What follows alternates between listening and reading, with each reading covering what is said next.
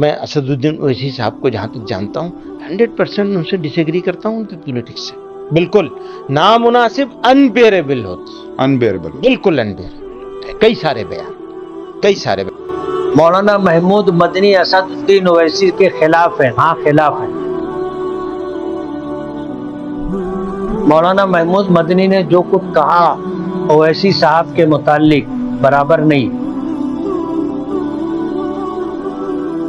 آج کوئی ہم مسلمانوں کے لیے ہندوستان میں بولنے والا نہیں، مولانا محمود مدنی بھی نہیں بولتے جیسا اویسی صاحب بولتے ہیں۔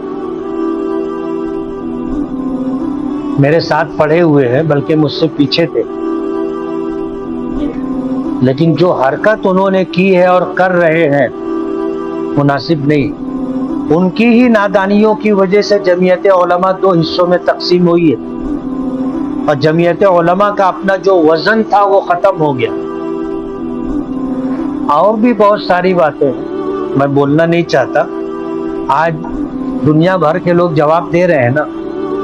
کون ہیں یہ لوگ؟ کہاں سے آتے ہیں؟ ایم آئی ایم کا کیا کردار رہا ہے پورا ملک اس بات کو جانتا ہے۔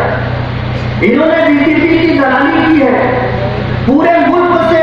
سیکولر طاقتوں کا خاتمہ ہو جائے، اس کے لیے انہوں نے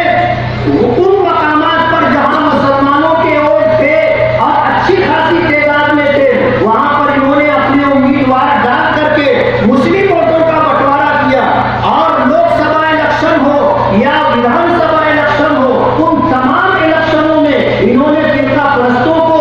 تخت تک پہنچنے کا راستہ بنا کر کے دیا ہے، اور یہ بات آج الحمدللہ پورا ملک کو جانتا ہے۔ سلطنت نظامیہ حیدرآباد، اس کو تباہ و برباد کرنے میں آج کے لیے اسد الدین اویسی اور اکبر الدین اویسی ہیں، ان کے دادا نے کردار ادا کیا تھا، اور وہ مسلم ریاست ان کی غداری کی وجہ سے اور ان کی تباہ کاری کی وجہ سے وہ نظام سلطنت نظامیہ تہس نہس ہو گئی۔ ان کی پوری تاریخ ہے، میں کسی موقع پر آپ کو بتاؤں گا کہ انہوں نے کیا کردار ادا کیا ہے۔ ظاہر بات ہے کہ درخت جیسا ہوتا ہے پھل بھی اس پر ویسا ہی آتا ہے، دادا نے اگر یہ کام کیا تھا تو اسد الدین اور اکبر الدین۔ السلام علیکم ورحمۃ اللہ وبرکاتہ۔ اس وقت حضرت مولانا سید محمود مدنی صاحب کے انٹرویو کو لے کر جو سوشل میڈیا پہ پورا دھمال مچا ہوا ہے، مجھے اس سلسلے میں کوئی بات نہیں کرنی ہے، لیکن مولانا سید محمود مدنی کے انٹرویو کے بارے میں جو سخت رد عمل کا اظہار کیا ہے مفتی اسماعیل صاحب، جو مالیگاؤں کے ایم آئی ایم کے وِدھایک ہیں، میں ان کی خدمت میں یہ ضرور عرض کرنا چاہتا ہوں کہ مفتی اسماعیل صاحب بولنے کا حق نہیں تھا۔ وہ اس قابل نہیں ہیں کہ وہ مولانا محمود مدنی صاحب کے بارے میں کوئی تبصرہ کریں، اس لیے کہ جس ایم آئی ایم کو لے کر وہ بھڑکے ہوئے ہیں، اسی ایم آئی ایم کے بارے میں ایم آئی ایم کے ودھایک بننے سے پہلے مفتی اسماعیل صاحب نے ایک بڑے اسٹیج سے اور ایک بڑے منچ سے یہ بیان دیا تھا کہ ایم آئی ایم پورے ملک میں بھاجپا کی دلالی کرتی ہے۔ مفتی اسماعیل صاحب کا یہ بیان ویڈیو کی شکل میں موجود ہے، بڑے منچ کا یہ بیان ہے کہ ایم آئی ایم پورے ملک میں بھاجپا کی دلالی کرتی ہے اور بھاجپا کے اشاروں پر کام کرتی ہے، اور سیکولر طاقتوں کو بھاجپا کے اشاروں پر ایم آئی ایم کمزور کرتی ہے۔ تو میرا سوال ہے مولانا اسماعیل صاحب سے کہ آپ نے جب ایم آئی ایم جوائن کر لیا تو کیا ایم آئی ایم پاک و صاف ہو گئی؟ آپ کو صرف اپنی ودھایکی پیاری ہے، اور ودھایک بننے سے پہلے آپ کے یہ تاثرات تھے ایم آئی ایم کے بارے میں، اور آپ اس طریقے کے بیانات دیتے تھے ایم آئی ایم کے بارے میں،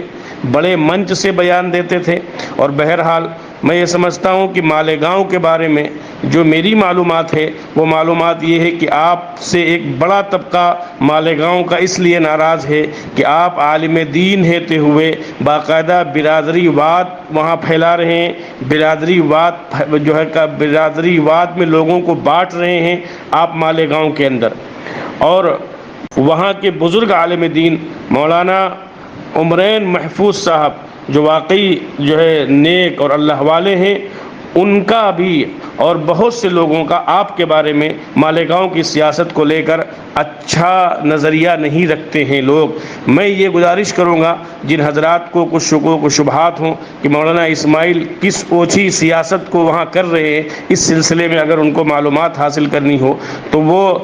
حضرت مولانا مفتی عمرین محفوظ صاحب سے ان کے فون پر رابطہ کر لیں۔ جو آدمی خود MIM کو بھاجپا کی دلالی کا الزام لگا رہا ہو، اس کو مولانا محمود مدنی صاحب پر تبصرے کا بالکل حق نہیں ہے۔ اس کو یہ حق نہیں ہے کہ وہ مولانا محمود مدنی صاحب کے بارے میں زبان کھولے، اس کو بالکل یہ حق نہیں دیا جا سکتا ہے۔ اس لیے مولانا اسماعیل پہلے اپنے گریبان میں جھانکیں اور اپنے بارے میں غور کریں، اور اوچھی سیاست کے لیے یہ انداز ان کا غیر مناسب ہے۔ بہرحال